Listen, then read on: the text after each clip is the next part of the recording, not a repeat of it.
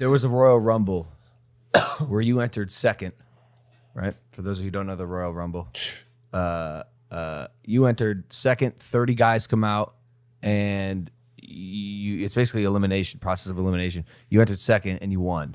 You beat 27 people. That was incredible. That was was that the moment that Rey Mysterio came on the map as a real contender? I think that was the moment that the fans really wanted to see something happen for Rey Mysterio. And unfortunate, but it was right after Eddie had just passed. Eddie passed in November. And shortly after, talking January, Royal Rumble happened. And for some reason, the fans would see Eddie through me.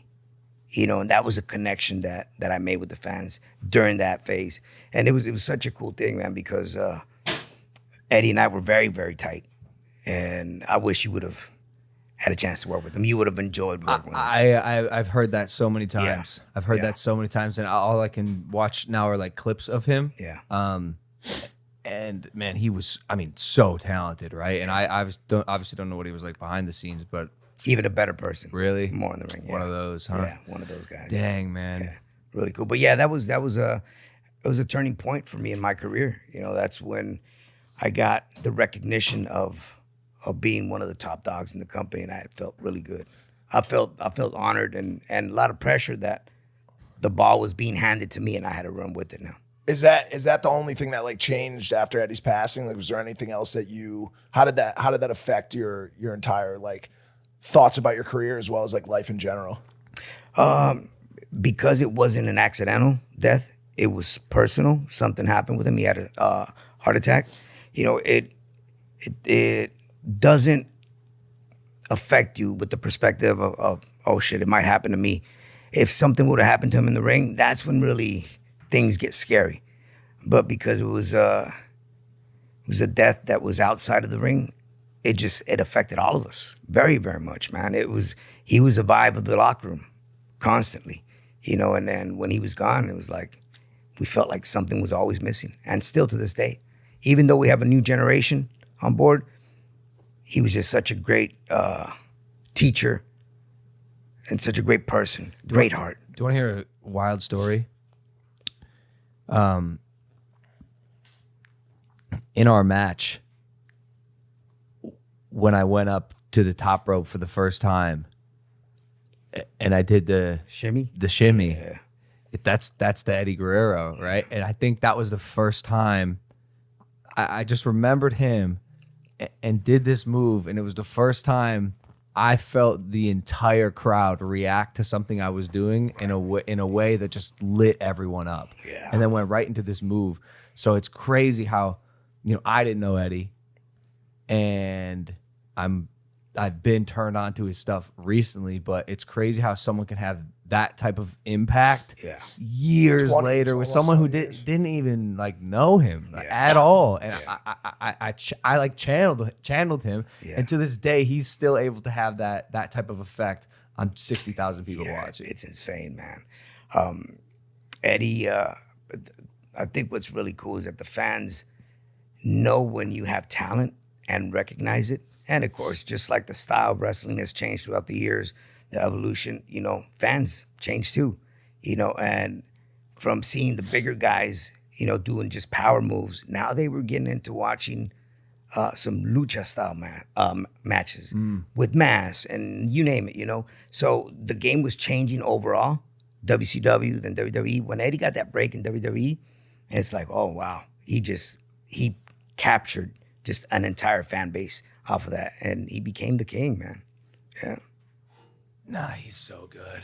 Is there anything that you still do now to kind of continue on his legacy, or even anything behind the scenes that you continue to carry from him in your life? But I always, before I hit the ring, I always send out a prayer, and I always ask for his protection, with the Lord. Yeah, so it's really, it's cool to know, and even when I walk out, fans still see that attachment. After so many years have passed, I'd never been to his grave until couple years, 19, I believe we did a Royal Rumble in Phoenix. And that was the first time I went to his grave. And oh my God, it hit. And I just never wanted to go. I wanted to remember him how I remember who Eddie was, you know.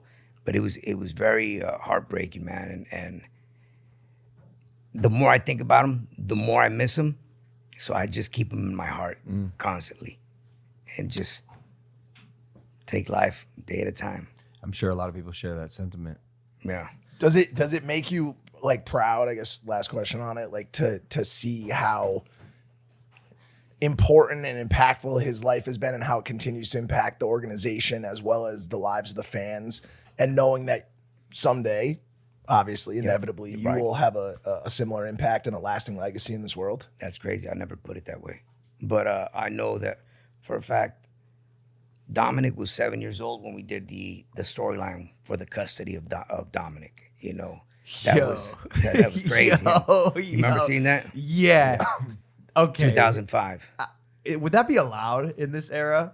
I don't see why not. That was insane. These guys were battling for the custody of his child in front of the world. If you've never seen it, check it out. But just the story leading into it, that, you know, Eddie's character was just so passionate, man. And he if he had to be a bad guy, he would turn into the most baddest bad guy. And if he had to be a good guy, he was the greatest good guy ever. But I truly believe that because of that moment of having Dom around for a couple months and traveling with me and doing angles in the ring, shooting promos backstage, vignettes, I think that kind of sparked the passion within Dom.